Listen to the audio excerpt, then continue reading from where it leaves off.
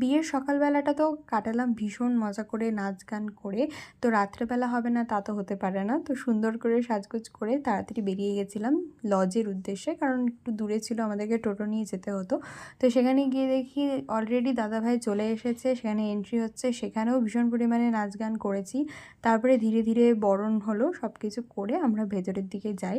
কিন্তু দিদির ছেলের শরীরটা এতটাই খারাপ ছিল, তো সে কান্নাকাটি করছিল। আর বাকি আমাদের সবাইকে, যাদেরকে পেরেছি সামনে, তাদের সবাইকে দেখানোর চেষ্টা করেছি। এই যে দিদির ছেলেটা কান্নাকাটি করছে, আর জেঠিমণিকে কত সুন্দর লাগছে দেখলে, কাকিমা, আমার মা, সবাইকে এত সুন্দর লাগছিল দেখতে।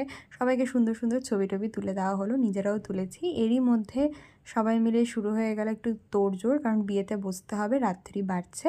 তো দিদি বসলো বিয়েতে, এখন হবে বিয়ে, আর আমরা বসলাম খেতে। তো ভীষণ ভালো অ্যারেঞ্জমেন্ট ছিল, আমাদের তো ভীষণ পছন্দ হয়েছে। দেখা হচ্ছে নেক্সট ব্লগে, ততদিন পর্যন্ত টাটা।